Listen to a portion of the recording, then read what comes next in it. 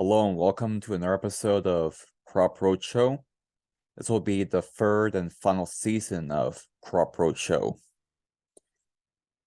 For this series, we'll be covering corn, soybean, and wheat, the three main field crops within Canada and probably the United States as well.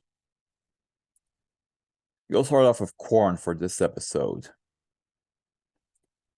You'll start off with Tom Thumb. Tom Thumb is a popcorn variety that dates back to the 1860s.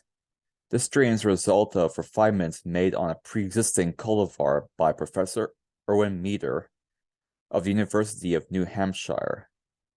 Tom Thumb is a very early cultivar and it's an open pollinated variety. It can succeed even in the coldest climates and is perfect for short seasons. In terms of disease, it is partially resistant, well, somewhat resistant to northern leaf blight. It also has some resistance to common rust. It is susceptible to smut, and it's highly susceptible to Diplodia stalk rot and Stewart's wilt. It's partially resistant to eye spot and partially resistant to northern leaf blight, race 0.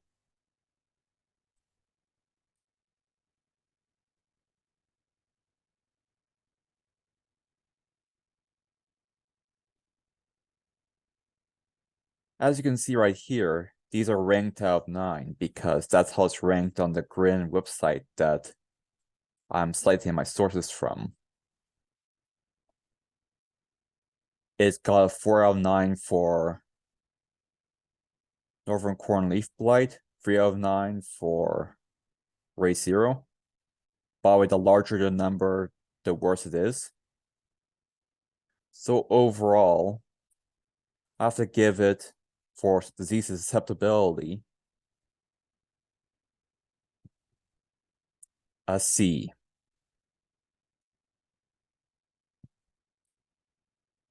Because although these diseases are not that common these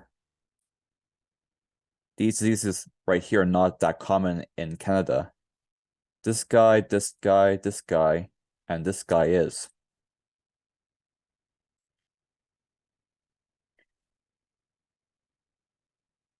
In terms of other traits, it is a popcorn plant, so I have to give it a 0.5 out of 3.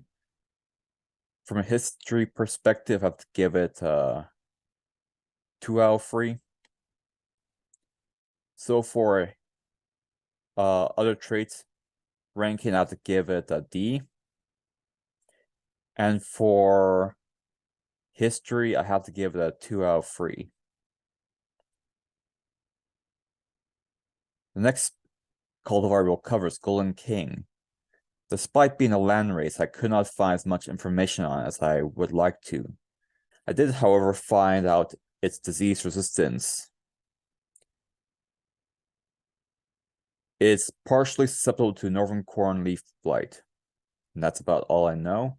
In terms of its history, it was developed in Minnesota in the United States.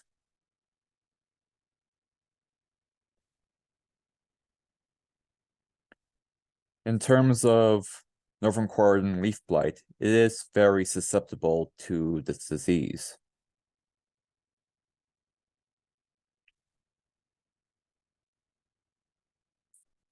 And in terms of history, I can't really get anything on it, so I can't give it any marks. So just on disease alone, I have to give it D-. I can mark any history, and I can't really mark any other traits, so overall, for disease resistance, I have to give it a poor mark. The last crop you'll cover is Lancaster Surecrop, then corn. This crop cultivar was derived in the 1900s. It's been historically used to make silage, and has better resistance than most of our heirloom varieties to wind and drought due to its strong root system.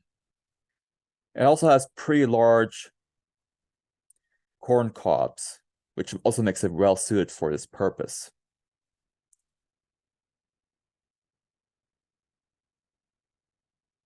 It was first bred by Isaac Ebby Hershey and his son, Noah Lehman Hershey.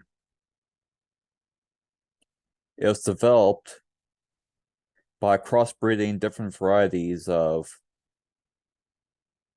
corn that are early maturing, very disease resistant, and have ease of harvest and uniformity. It was bred in Lancaster County, Pennsylvania. They began sowing seed in 1910. And it's purported that over 10% of all United States modern varieties are direct lineal descendants of this cultivar. And it seems to be the case for Canada as well, that a great deal of our cultivars have at least some